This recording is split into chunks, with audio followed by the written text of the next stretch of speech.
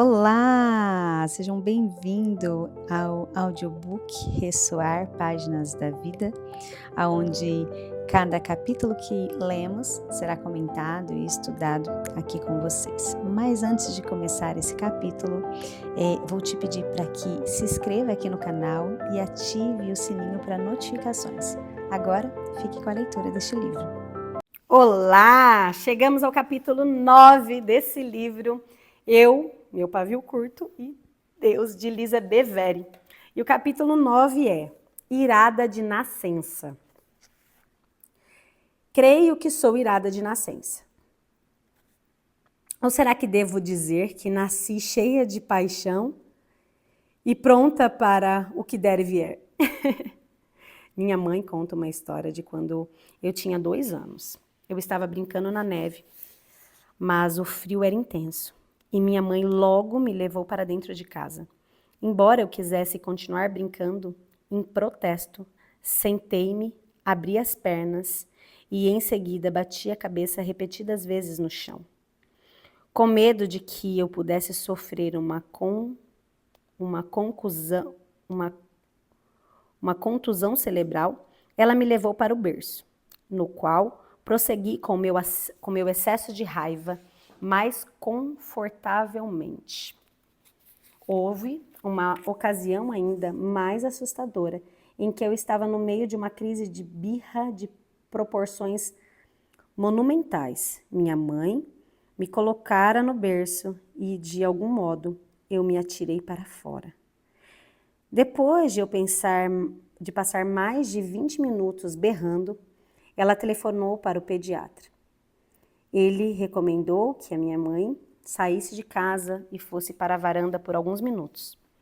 Na opinião dele, minha birra cessaria, se não tivesse plateia.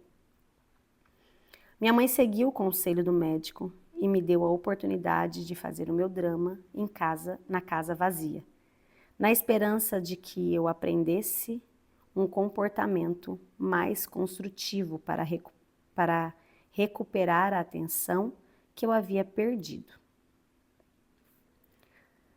Mas eu fui reprovada no teste. Ao que parece, quando percebi que estava sozinha, fiquei ainda mais furiosa. Juntei todas as forças à altura do meu corpo, de 2 anos de idade, e saí pela casa puxando e arrancando o que estivesse ao meu alcance. Derrubei todas as cadeiras da sala de jantar. Como se isso não bastasse, chutei cada um dos assentos até separá-los das cadeiras. Meu acesso destrutivos também incluiu puxar todas as almofadas do sofá, jogar no chão todos os cinzeiros da casa e revirar todos os cestos.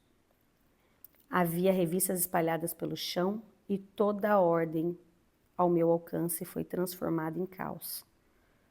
Não foi uma ação aleatória de uma criança pequena descontente. Foi algo mais parecido com uma metódica força destruidora de um terrorista em idade pré-escolar. Depois de alguns minutos de solidão na varanda, minha mãe entrou e me encontrou exausta, mas ainda furiosa.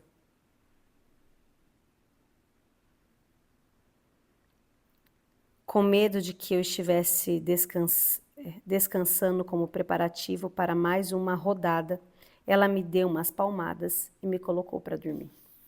Mas, afinal de contas, o que me deixou tão furiosa para começar? Falemos de minhas origens. Talvez possamos lhe atribuir uma parcela de culpa. Parte da minha família é siciliana e eu tenho antepassados apaches, franceses e ingleses. O resultado inevitável foi que nasci esquentada e contrariada. Vendetas da máfia correm em minha veia. E alguém roubou todas as minhas terras. Talvez eu seja descontente direta de Jerônimo. Misture isso com o sangue de inglês e francês e cá estou eu, coexistindo com meus invasores. Acrescente a essa equação o fato de que perdi meu olho por causa de um câncer aos 5 anos. Quando me disseram que removeriam meu olho e me dariam outro novinho em folha, eu não colaborei. Tentei fugir do hospital antes da cirurgia, tive de ser sedada e resisti tanto que foi difícil me anestesiarem. Lembro que me fizeram contar até 10 2 vezes. Depois disso, colocaram uma máscara mais justa em meu rosto e a escuridão me invadiu. Durante toda a cirurgia, enquanto eu dormia, continuei a suplicar para que não removessem o meu olho. Uma das enfermeiras saiu do centro cirúrgico em prantos. Fui colocada em uma sala com paredes de vidro até me recuperar da anestesia. O que aconteceu bem antes do esperado. Sentei-me na cama, arranquei o curativo do olho, vomitei e comecei a me esgoelar. Eu fui sedada novamente. Foi necessário usar tanta anestesia que desenvolvi pneumonia e despertei morrendo de frio em uma tenda de oxigênio. Depois de quase um mês na ala pediátrica do hospital infantil, voltei para a pré-escola com um tapa-olho. Fui alvo de incontáveis gozações, mesmo depois de o tapa-olho ter sido removido e eu receber a prótese ocular. Ira como armadura. A ira se tornou minha armadura, uma força sustentadora em minha vida. Pensamentos e imagens de vinganças tornaram meu consolo. Eu sonhava que algum dia receberia um transplante de olho e seria inteira e normal outra vez. Então, ninguém mais teria coragem de rir de mim. As coisas não aconteceram como eu havia planejado, mas quando me tornei cristã, descobri plenitude, não ao voltar ao meu estado físico anterior, mas ao trocar o meu antigo modo de viver pela vida nova que Deus me deu. Por algum tempo, depois que me tornei cristã, parecia que nada na minha antiga identidade havia sobrevivido à transição. A consciência da misericórdia divina que eu havia recebido era tão avassaladora que eu não hesitava em tratar as outras pessoas com misericórdia. O tempo passou, eu me casei, recebi visão e uma vocação, e me deparei com um cônjuge pouco cooperativo. Relatei anteriormente como nossos primeiros 4 anos de casados foram marcados por brigas. Quando nosso primeiro filho chegou, eu tive uma nova revelação. Descobri que era mais fácil amar o meu bebê do que o meu marido, com quem eu estava casada havia 3 anos. Quando vi aquele pequenino cheio de hematomas depois de um parto feito a fórceps, meu coração se encheu de amor intensamente, protetor para o nosso menino tão doce e eterno. A recuperação do parto foi difícil e eu tive de fazer repouso por 2 semanas. Ficava deitada na cama simplesmente contemplando o bebê ao meu lado, conversando com ele e acreditava que ele entendia o que eu dizia. Inventava canções bobas que declaravam meu amor por ele. Tenho uma recordação especialmente preciosa. Eu estava deitada de lado e havia colocado junto de mim meu nariz encostado no dele, enquanto eu contemplava seus olhos serenos. Caí em um sono tranquilo e maravilhoso. Não sei quanto tempo aquilo durou, mas quando acordei, ele ainda estava olhando para mim com todo o amor que me senti. Que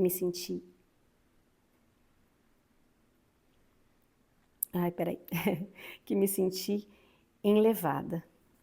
Era como se um pequeno querubim estivesse me observando. Então, cobri de beijos seu rostinho lindo. John não estava tão encantado com a experiência de ser pai. Sentia-se um pouco excluído. Ou será que era alguma outra coisa? Quando ele fazia algum comentário do tipo, não acha que esse bebê mamou o suficiente? Eu o acusava de estar com ciúmes. Que coisa horrível, pensava eu, ter ciúmes do próprio filho.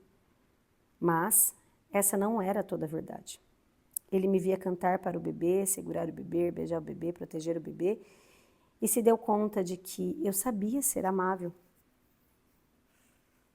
Só me recusava a ser amável com ele. E ele estava certo. Eu tratava a Addison de um modo bem diferente do que tratava John. Afinal, em minha cabeça, John era adulto e podia cuidar de si mesmo. Addison era meu filho, um bebê, alguém que eu deveria amar e proteger pelo resto dos meus dias. Os primeiros anos de vida de Addison foram cheios de mudanças e transições para nós. Saímos do Texas, fomos morar na Flórida, onde John assumiu o cargo de pastor de jovens em uma igreja local. E Deus começou a realizar uma obra grandiosa em nosso casamento. Essas mudanças todas criaram um anseio profundo por Deus em minha vida.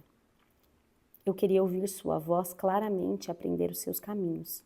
Parte disso se devia à situação na qual eu me encontrava. Como esposa de pastor, eu queria dar exemplo de uma vida dedicada ao Senhor. Não posso dizer, contudo, que minhas motivações fossem inteiramente puras. Deus havia curado o meu casamento e eu me sentava no primeiro banco da igreja. Então, concluí que Deus estava muito satisfeito comigo, pois, do contrário, eu não estaria desfrutando essas bênçãos. Mas eu estava redondamente enganada. Não bastante minhas motivações interesseiras e um tanto hipócritas, Deus me concedeu os desejos do meu coração, mas por meio de um processo bem diferente. Clamei ao Senhor e pedi que Ele purificasse o meu coração e me aprofundasse em sua santa presença. Imaginei que um sonho, uma visão poderia ser uma boa ideia. Talvez algo de que eu pudesse dar testemunho algum dia, que confirmasse minha piedade. Mas eu não tive essa sorte. Deus sabe quais são os procedimentos e propósitos necessários no processo de refinamento da vida de cada cristão. Temo que, no meu caso, foi preciso uma fornalha em temperatura máxima, com um time bem ajustado, por mais de 1 ano. Para refinar ouro e prata é necessário colocá-lo no fogo em temperaturas elevadas, até que o metal se liquideça. Então, a escória e as impurezas chegam à superfície e se tornam evidentes a todos que observavam o processo. Nesse momento, o ourives remove a escória e permite que o metal resfrie. Esse processo é repetido até que o metal esteja inteiramente livre de resíduos e de outros metais que possam enfraquecê-lo. O fogo refinador. Veja, eu refinei você, embora não como prata. Eu o provei na fornalha da aflição. Isaías 48:10. Deus não refina seus filhos em uma fornalha ardente de verdade. Ele tem uma fornalha de outro tipo para realizar esse processo de purificação. É a fornalha da aflição. Creio que é importante definir até o termo aflição. Tempestuosidade, dificuldade, problema, adversidade, angústia e tribulação, entre outras. Gosto especialmente do termo tempestuosidade. Ele me leva a imaginar uma travessia marítima difícil. É como se estivéssemos sendo levados de um porto para o outro em um navio, o qual não podemos escapar. Gostamos do porto de destino, mas não gostamos da viagem em si. De modo semelhante, uma fornalha é um lugar do qual não podemos escapar. Não há um mecanismo interior de emergência. Portanto, O melhor é sermos refinadas o mais rápido possível, pois não sairemos do processo enquanto não estivermos alcançado o estado desejável de pureza. Creio de todo o meu coração que Deus está mais interessado em nossa condição interior do que em nosso conforto. Ele permite que as coisas fiquem desconfortáveis em nossa vida, a fim de revelar a nossa verdadeira condição interior. Para Deus, nosso desconforto temporário é preferível ao tormento eterno. Assim que pedi a Deus que purificasse o meu coração, parece que me vi em uma fornalha ardente da aflição. Um pequeno problema em minha vida estava prestes a adquirir proporções bem maiores. Era um problema pessoal, e não algo que eu houvesse feito em público ou na igreja. Era algo que eu reservava para os meus entes queridos em casa. Era apenas um probleminha de raiva. Verdade seja dita, a essa altura eu ainda estava inteiramente convencida de que eu tinha esse problema. Afinal, quando todos pareciam perfeitos, eu não me enfurecia. Eram as pessoas imperfeitas que me aborreciam. Além disso, os excessos de raiva não aconteciam diariamente. Talvez a cada 2 meses eu quebrasse alguma coisa ou usasse palavras feias com meu marido. Obviamente, não era algo fora do controle. O episódio que eu quebrei o vidro da janela ocorreu logo depois da minha oração, quase como que a resposta a ela. Mas como era possível estar piorando em decorrência de orações sinceras para ser mais piedosa? Devia estar acontecendo alguma coisa. Meus acessos incontroláveis se tornavam cada vez mais frequentes. Passaram a ocorrer uma vez por mês. Nessa época foram divulgados alguns estudos sobre TPM. Pronto! Quando eu tiver meu primeiro filho, algo estranho e assustador havia acontecido com meus hormônios. Quanto alívio saber que a culpa não era minha. Sentei-me com meu marido e li um artigo sobre a TPM para ele. Se estivesse mais informado, talvez se mostrasse mais sensível às mudanças que ocorriam em meu corpo. Como argumento adicional, mencionei que, em várias culturas, era costume isolar mulheres no período menstrual. Afinal, até a Bíblia recomendava que os homens não se sentassem no sofá com elas. Depois disso, meus acessos de raiva deixavam de ser mensais e se tornavam mais ou menos quinzenais. Além do mais, a teoria da TPM estava trabalhando contra mim. Se estávamos no meio de uma discussão acalorada em que eu exigia meu direito, John sempre me perguntava: sua menstruação está para vir? E ali morria a validade da minha argumentação.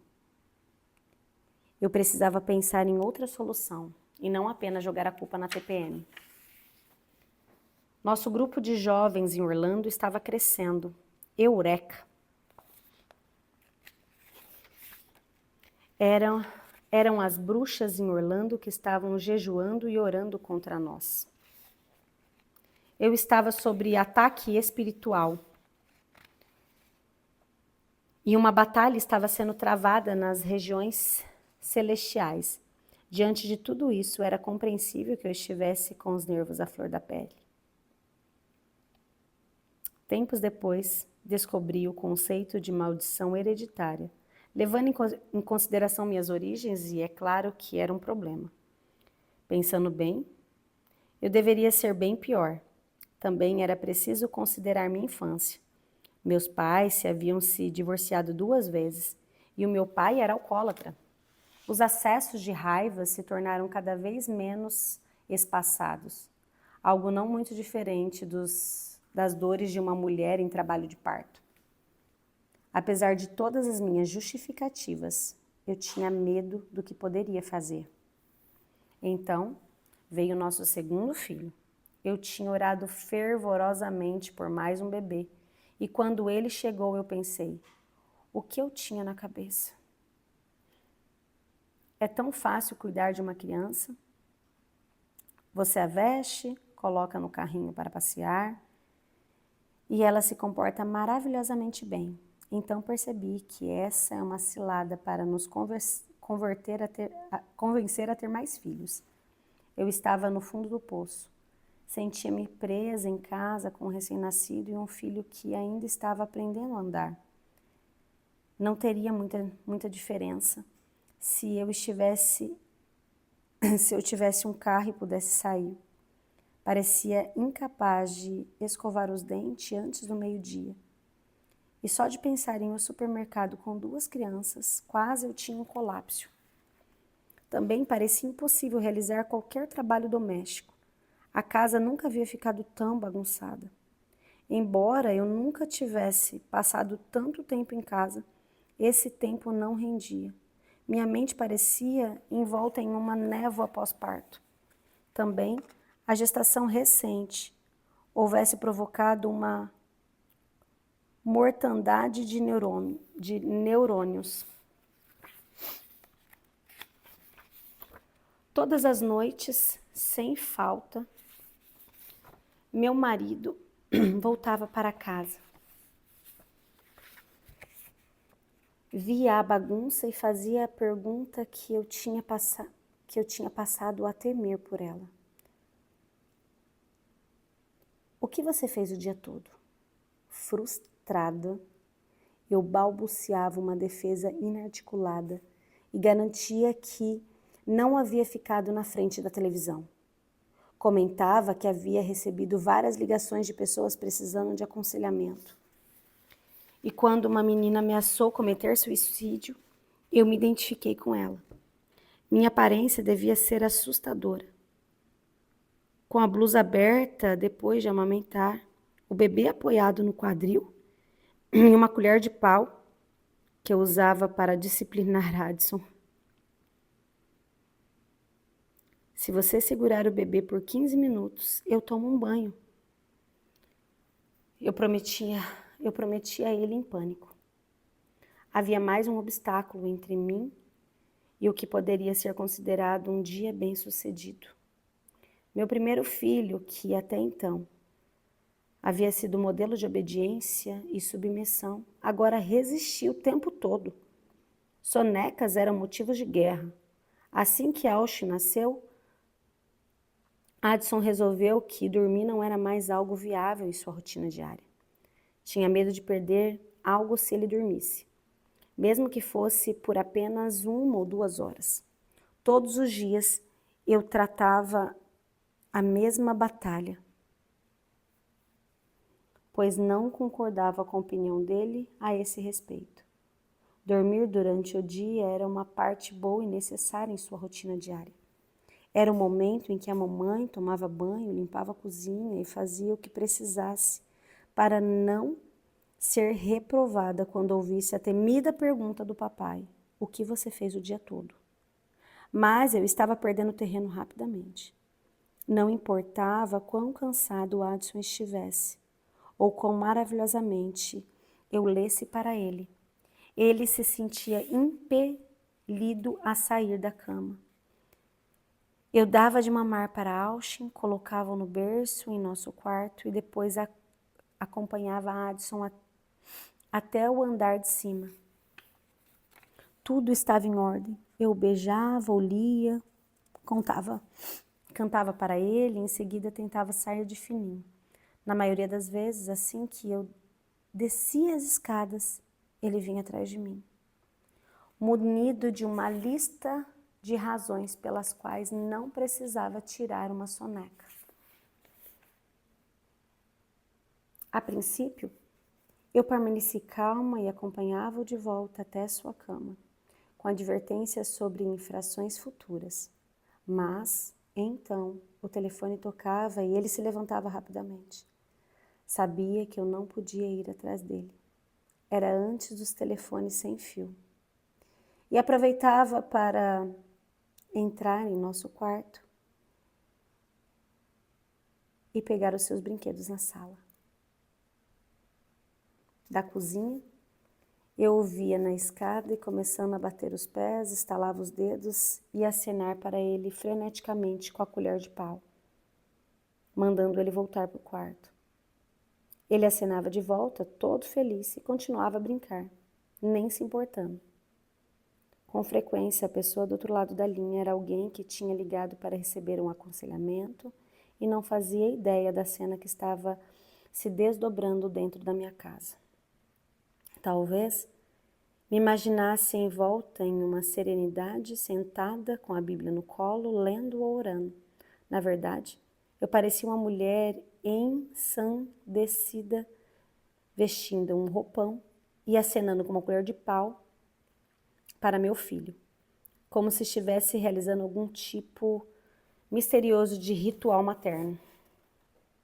Quando eu desligava o telefone, Adson corria para se refugiar em sua cama, por breves momentos. Geralmente, ele pegava no sono em algum lugar entre o topo da escada e sua cama. Assim que ele adormecia, porém, o bebê despertava. O choro dele fazia o leite brotar em meu peito. Mais uma vez, eu havia sido derrotada. Essa batalha se estendeu de abril a julho, até que, certo dia, cheguei no meu limite. Quando olhava para Adson, era como se não enxergasse mais o meu filho. Eu via nele um inimigo, aquele que me impedia de concluir qualquer tarefa doméstica. Quando ele estava descendo a escada, eu ia ao seu encontro, pegava no colo e subia os degraus batendo o pé. Entrava no quarto dele e imaginava, desesperado, o que podia fazer para que ele não saísse da cama novamente. Sem a mínima cerimônia, eu o colocava na cama. Foi então que um pensamento me ocorreu. Erga-o até poder olhar nos olhos dele.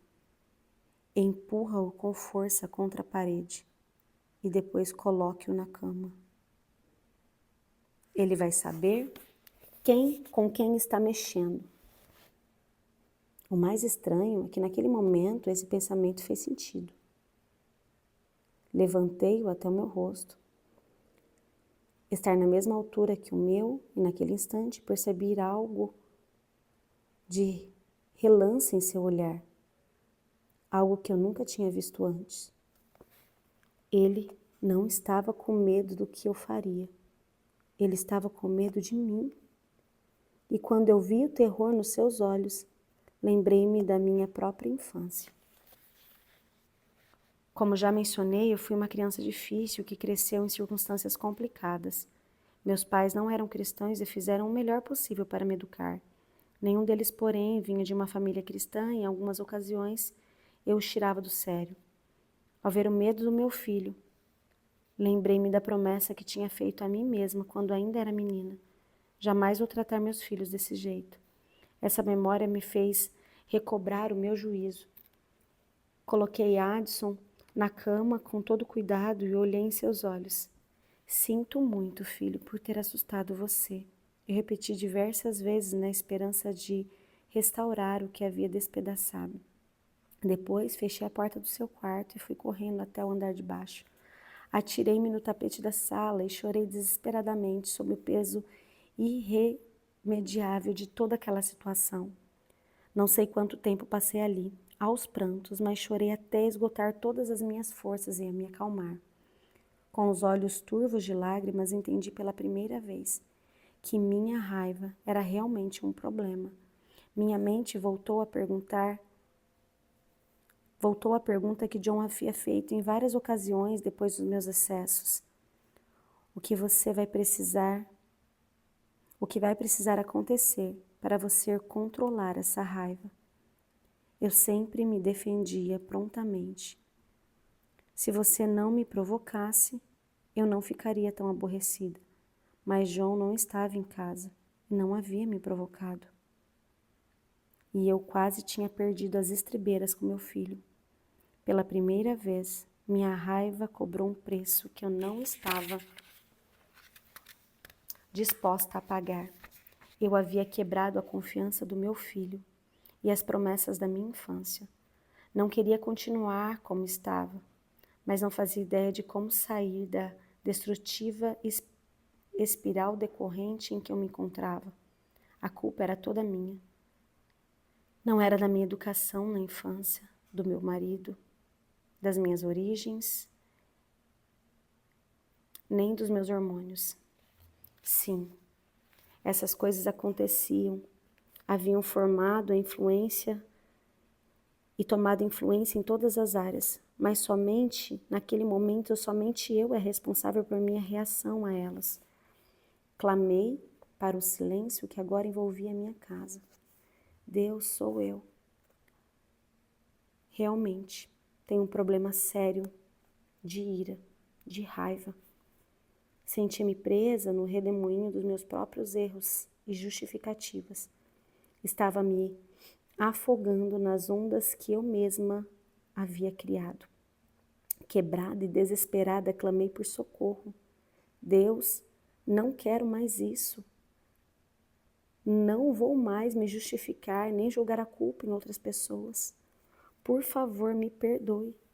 Em resposta, senti o peso da culpa e do pecado ser removido de mim, como se todo o meu ser tivesse despido de uma roupa grossa. Então, pude ouvir o Espírito dizer: agora que você parou de inventar desculpas, removerei esse mal da sua vida. Uau! Quantas desculpas nós temos colocado, né? Quando ficamos iradas, quando ficamos bravas, quando ficamos magoadas, nós sempre procuramos alguém para colocar a culpa, né? E como nessa história aqui que Lisa coloca do filho, quantas vezes, né? É mais fácil colocar a culpa nos outros, nas situações, do que em nós mesmas. Que nós venhamos a começar a pensar que nós somos responsáveis por todas as nossas ações, por quando a gente fica irada. Nós somos as únicas responsáveis, os únicos responsáveis pelos nossos atos. E que o Senhor esteja, assim como está tocando em mim, esteja tocando aí em você. Tem um outro subtítulo, para o áudio aqui não ficar tão grande, eu vou começar um outro áudio, que vai iniciar no subtítulo: o que você justifica, você compra. Isso para o próximo áudio.